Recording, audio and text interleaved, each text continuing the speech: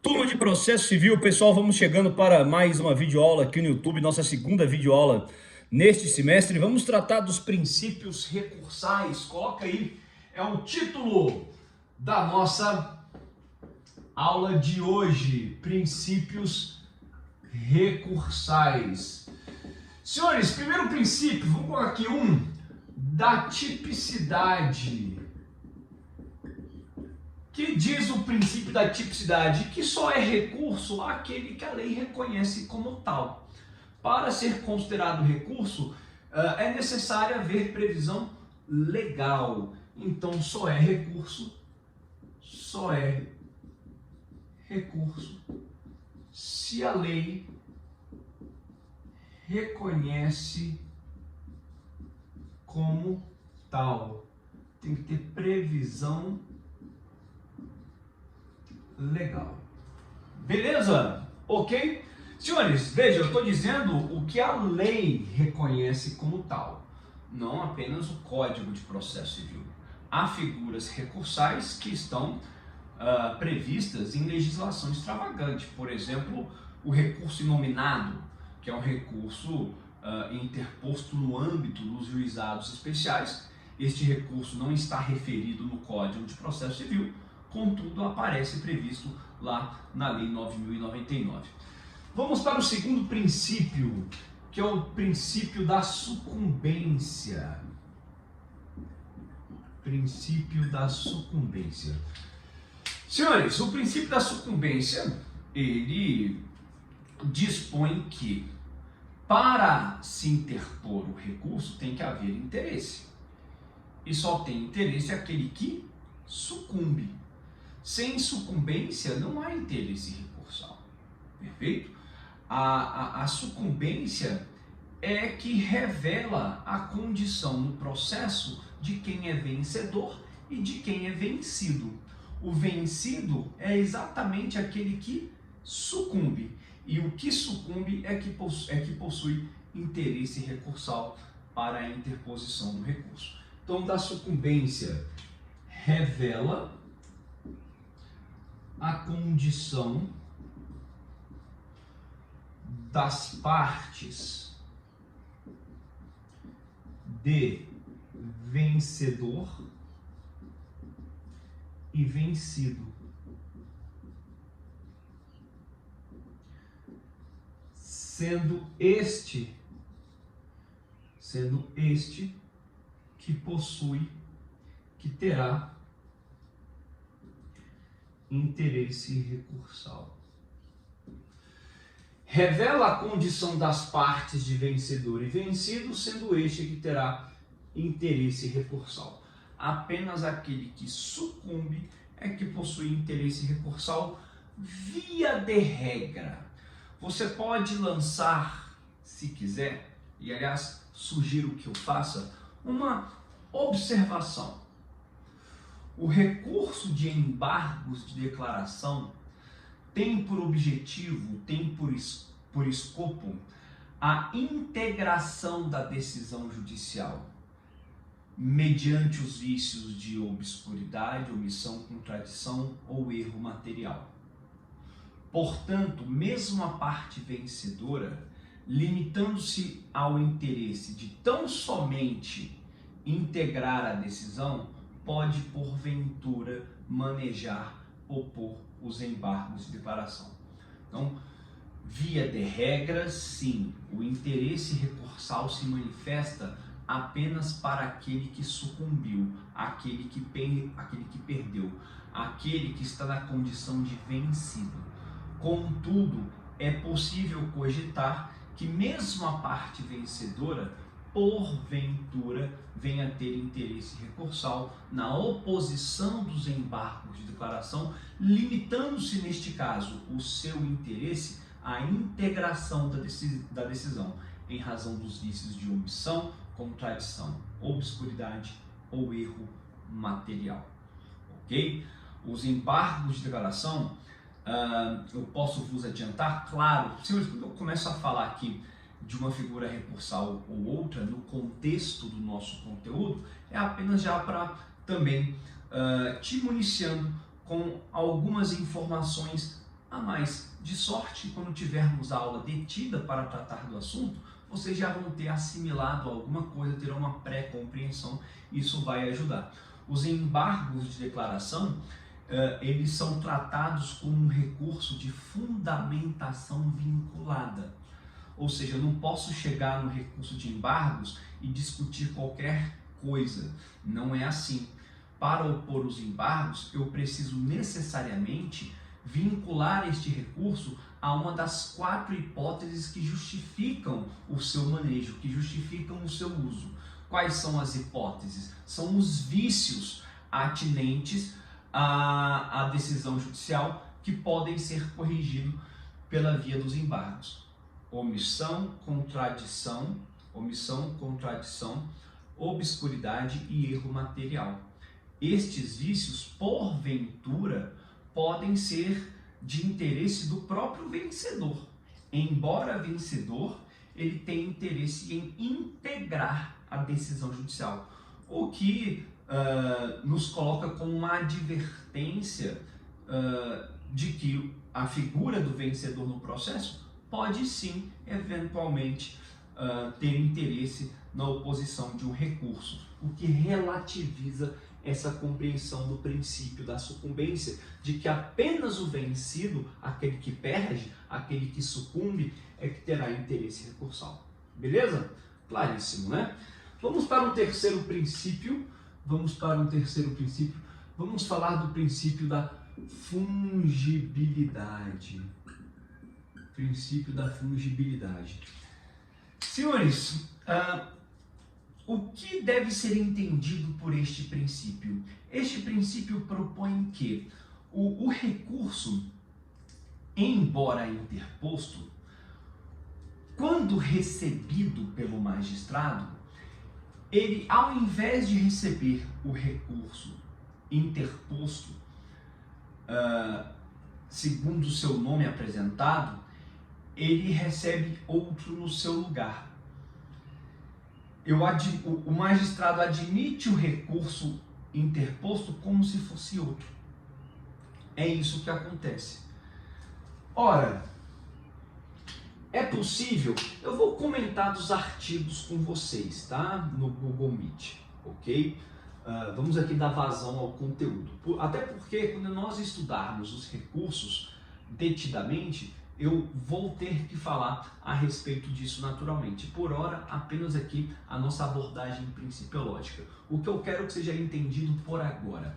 Senhores, o princípio da fungibilidade diz que o recurso interposto acaba sendo recebido pelo magistrado como se fosse outro. É isso. É a prerrogativa do magistrado em receber o recurso interposto como se fosse outro. Professor, quando que isso acontece? Eu quero manifestações extraídas do código de que isso acontece. Bom, pode ser que, embora eu interponha embargos de declaração, o recurso seja recebido como agravo interno.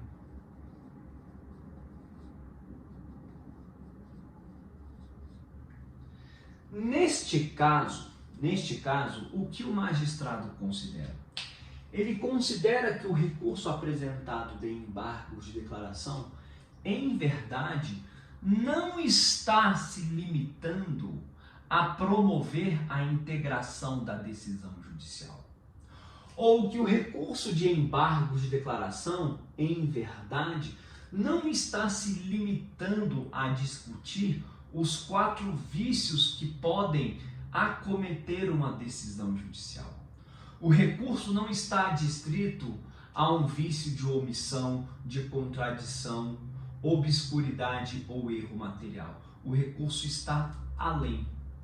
Portanto, os embargos de declaração manejados com essa característica, ou seja, com uma característica que extrapola a fundamentação vinculada dos embargos de declaração, conforme eu acabei de explicar, quando isso se detecta, então o magistrado recebe os embargos com agravo interno. Ocorre que, para que isso aconteça, o magistrado irá abrir prazo para o próprio embargante, para o próprio recorrente. Vai abrir prazo para o recorrente exatamente para que ele venha adequar as razões recursais. Ora, eu recebo, diz o magistrado, recebo o recurso de embargo de declaração com um agravo interno. Abre prazo para o recorrente ajustar as razões recursais para que transforme os embargos em agravo interno. Ok? Da mesma forma, outra manifestação do Código é o recurso especial, que pode ser recebido como recurso extraordinário. Senhores, ocorre que, em verdade aqui,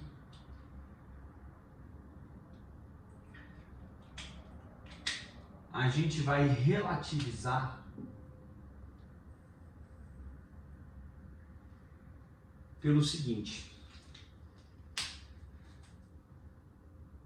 não se trata aqui propriamente do princípio da fungibilidade, tá?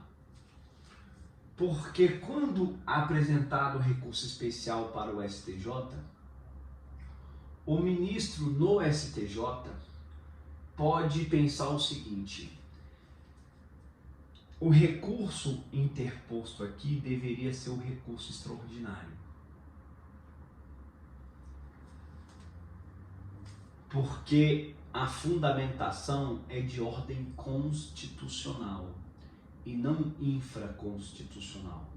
O recurso especial, que tem a sigla RESP, ele é interposto para o STJ, Superior Tribunal de Justiça, e o recurso extraordinário para o Supremo Tribunal Federal. Aqui existe uma outra face do princípio da fungibilidade que, em verdade, indica a necessidade de complementação das razões recursais. Complementar. Por quê? Porque o recurso extraordinário, ele precisa da preliminar de repercussão geral. Todo recurso extraordinário deve trazer uma preliminar de repercussão geral. Obviamente, se o recurso interposto foi um recurso especial, essa preliminar não existe. Então, o ministro no STJ abre prazo para que o recorrente apresente a preliminar de repercussão geral e adeque as razões recursais. Então, aqui a gente vai ter uma outra manifestação que, em verdade, chamaremos de princípio da complementariedade.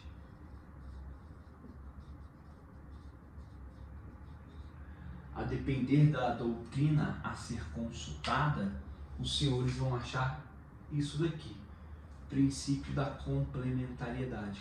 Porque nesta segunda hipótese, diferentemente da anterior, aqui de fato existe uma complementação. Nós acrescentamos ao recurso outros aspectos, porque muda a natureza da fundamentação. Aqui não, aqui é apenas uma adequação recursal, em que o magistrado percebe um recurso e recebe outro em seu lugar. Recebe como agravo interno o recurso de embargo de declaração. Aqui, o ministro, ao perceber que a fundamentação em verdade é de natureza distinta, abre prazo para uma complementação do recurso. São situações diferentes, tá certo? Bem, eu poderia inclusive ter tratado do princípio da fungibilidade apenas com os embargos de declaração, tá? E ter inaugurado aqui um quarto tópico, princípio da complementariedade, Poderia até ser mais fácil assimilar a compreensão, mas para a gente fazer essa distinção aqui, a gente coloca dessa maneira. Vamos colocar aqui agora, sim, um quarto tópico. Vamos colocar aqui um quarto princípio. Princípio da unicidade recursal. Unicidade recursal. Ou singularidade. Ou singularidade. Princípio da unicidade recursal ou da singularidade. Há um terceiro nome também, unirrecorribilidade. Então, o princípio da unicidade recursal ou singularidade ou unirrecorribilidade. Senhores, olha só, vou apagar aqui.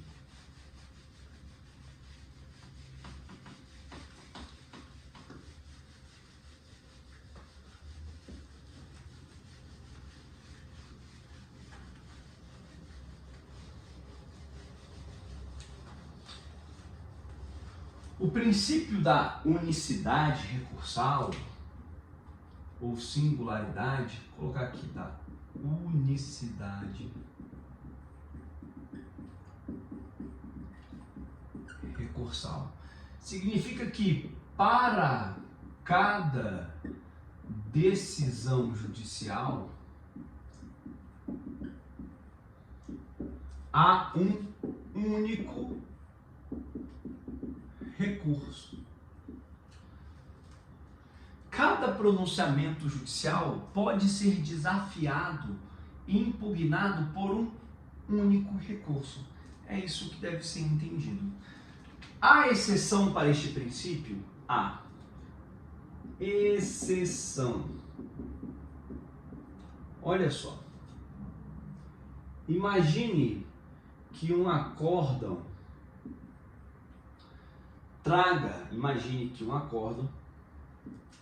traga fundamentação constitucional e fundamentação infraconstitucional. Tá? O acórdão traz fundamentações de diferentes naturezas. Contra esse acórdão pode ser interposto 2 recursos ao mesmo tempo. Para atacar a fundamentação constitucional, recurso extraordinário. Para atacar a fundamentação infraconstitucional, recurso especial. Então, eu tenho 2 recursos interpostos contra uma mesma decisão judicial. Ganha relevo aqui o enunciado 126 do STJ. A súmula 126 do STJ, depois você procura aí no seu Vademecum ou aí na internet, a súmula 126 diz o seguinte: se a parte interpuser recurso especial, mas não interpõe recurso extraordinário, esse recurso especial não será admitido. Por quê? Ora, se o acórdão traz 2 fundamentações, cada uma dessas fundamentações, tendo força por si só de sustentar o acórdão, então a parte que sucumbiu tem que interpor os 2 recursos. Eu tenho 2 diferentes fundamentos. Se eu pretendo reformar o acórdão, eu tenho que reformar tanto a fundamentação constitucional como a fundamentação infraconstitucional. Não adianta, portanto, eu só interpor o recurso especial ignorando a parte da fundamentação constitucional, ou vice-versa. Por quê? Ora, do que adianta o STJ julgar o recurso especial se não houve interposição do recurso extraordinário? Para que eu vou acionar a máquina do judiciário, perdendo tempo em apreciar o recurso especial, se não houve recurso extraordinário interposto? Porque ainda que este recurso seja provido, ele sozinho não consegue alterar o acórdão. Ele precisaria do outro recurso para que o acórdão fosse reformado. Isso aqui é um trabalho inócuo. Inócuo. Sem o outro recurso é um trabalho inócuo. A súmula 126 destaca exatamente isso. Não será admitido recurso especial quando o acórdão recorrido está embasado em fundamentos constitucionais e infraconstitucionais, mas a parte não interpõe, não manifesta recurso extraordinário. Beleza? Então, aqui é uma exceção em relação ao princípio da unicidade recursal. E fica aí também a advertência desta súmula do Superior Tribunal de Justiça, que também tem aplicação por analogia. Qual que é a aplicação por analogia aqui? Caso a parte manifeste recurso extraordinário, mas não interponha recurso especial. Ok? Tá? Beleza, vamos apagar aqui, vamos para um quinto princípio, ou sexto princípio, né? Já que no tópico 3 nós colocamos o princípio da fungibilidade e também ali juntamente o princípio da complementariedade. Vamos falar do princípio da dialeticidade.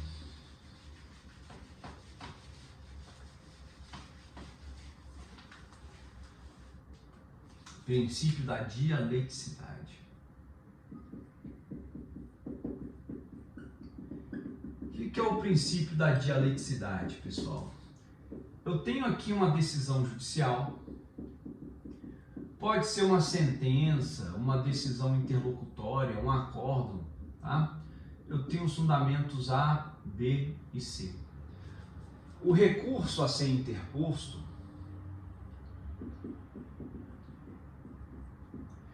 ele tem que trazer a impugnação dos fundamentos A, B e C. Todos os fundamentos têm que estar no recurso.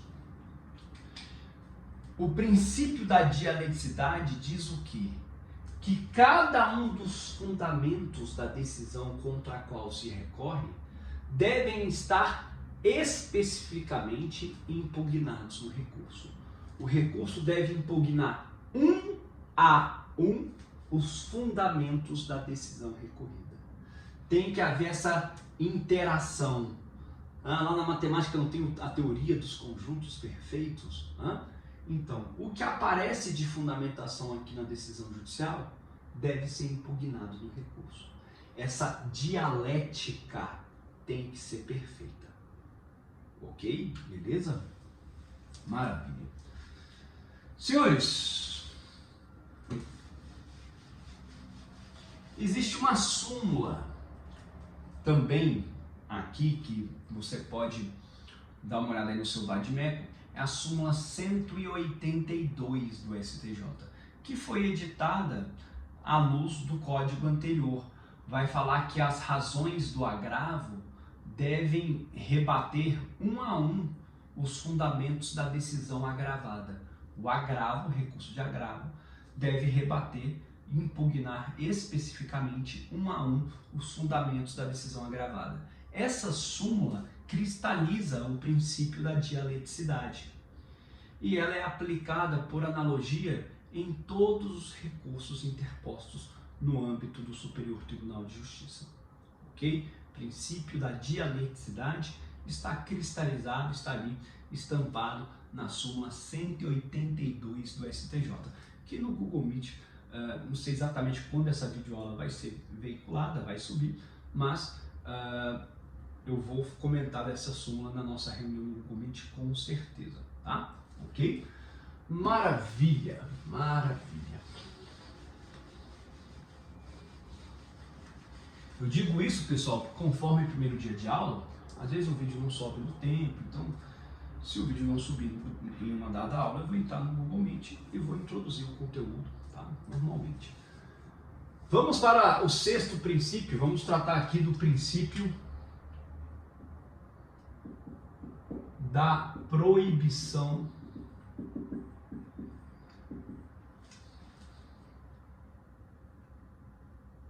Então, nós já temos quanto tempo de videoaula? Vamos só mais esse daqui, tá? Princípio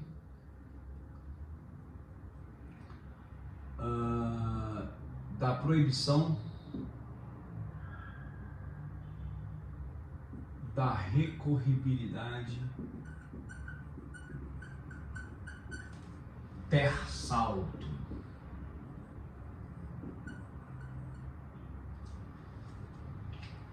O que é a proibição da recorribilidade per salto? Senhores, aqui deve ser entendido o seguinte. Para o recurso especial e para o recurso extraordinário,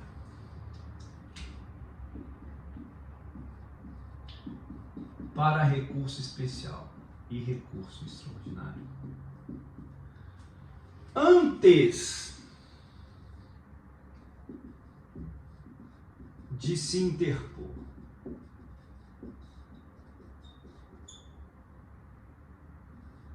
o RE ou o RESP, deve haver o exaurimento das vias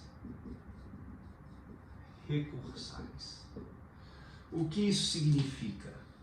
Que deve haver o exaurimento das vias recursais. Eu não posso interpor o recurso especial ou o recurso extraordinário se houver ainda outro recurso antes possível de ser manejado, possível de ser interposto.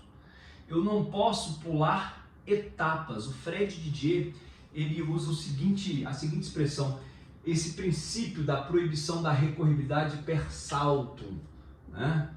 Ou seja, eu não posso pular etapas. Eu não posso pular etapas. Eu tenho que obedecer, segundo a lógica processual, todos os recursos ainda possíveis de serem interpostos antes de pretender interpor o recurso especial ou recurso extraordinário. Tudo bem? Beleza? Senhores, olha só.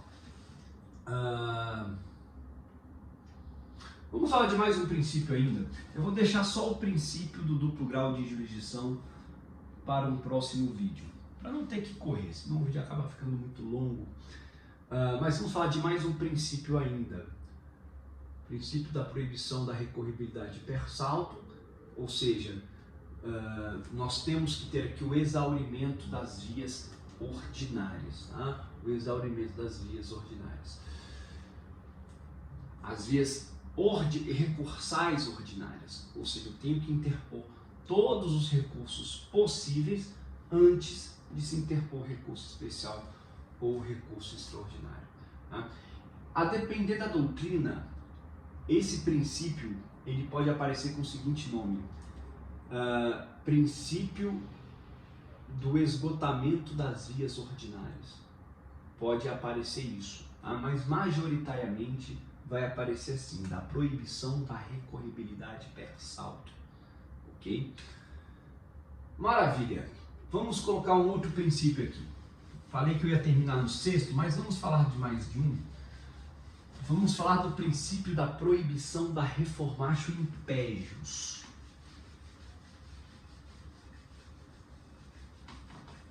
Princípio da proibição da reformatio imperius. Olha aqui. Da proibição da reformatio imperius. Senhores, o que significa isso? Que em razão do recurso do recorrente, do seu recurso, não pode haver uma piora na situação do recorrente. Quando eu recorro, o máximo que pode acontecer é eu ficar na mesma situação que eu me encontro. A minha situação não pode piorar. Se eu estou recorrendo, o que tem que acontecer é o meu recurso, se provido, melhorar a minha situação. Mas se o meu recurso não for provido, a minha situação não piora. Eu apenas fico naquela mesma situação. Vamos exemplificar. Olha aqui. Sentença. Caio condenado a pagar 50 mil. Tá? Eu vou recorrer. Interponho aqui um recurso de apelação. Tá? Interponho um recurso de apelação. Aí vai ter um acórdão. Uma outra decisão. Essa apelação, ela no máximo vai reduzir a minha condenação. Ela pode reduzir minha condenação para 40, para 35, para 30. Danos morais, aqui ó, danos morais. Tá? Foi condenado a pagar 50 mil danos morais. Okay? Então a apelação pode reduzir isso daqui para 40, para 35, para 20. Mas não pode o acórdão aumentar para 70 mil. Por quê? Porque é proibido reformar para pior. Proibição da reformatio impeius. Em razão do meu recurso, a minha situação não pode piorar. O que pode ser considerado é se a pessoa com quem eu estou litigando, coloca aqui João. Se João, por exemplo, João foi vencedor, ganhou de mim na sentença. Eu fui condenado a pagar 50 mil para João. Só que eu estou achando 50 mil muito. Aí eu vou lá e eu recorro. Só que João está achando 50 mil pouco. E ele vai lá e também recorre. Em razão do recurso de João, se João recorrer, a minha condenação pode ser elevada. Por conta do recurso dele. Mas em razão do meu recurso, não. Se só eu recorro, impossível a condenação ser majorada. Ela, no máximo, será mantida. Se não for diminuída, em o meu recurso sendo desprovido, havendo negativa de provimento, a minha situação permanece nos 50 mil. Mas para pior, não fica. Em razão do meu recurso, não. Pode a minha situação piorar em razão do recurso do outro, mas em razão do meu recurso, não. Princípio da proibição da reformatio impeius. Tá certo? Pessoal, na próxima videoaula eu inicio falando do princípio do duplo grau de jurisdição, que eu vou ter que tratar sobre teoria da causa madura. É uma abordagem um pouquinho mais refletida, tá? Não quero ter que correr dentro do nosso tempo aqui de vídeo, que deve estar com uns 35 minutos. Eu confesso que esqueci de olhar o relógio, mas estou com essa impressão, tá? A gente deve estar com um vídeo de 30 minutos, 35, 40 talvez. Deixa o princípio do duplo grau de jurisdição para a próxima videoaula. Perfeito? Ok? Senhores, é isso. Obrigado. Até a próxima. Tchau, tchau.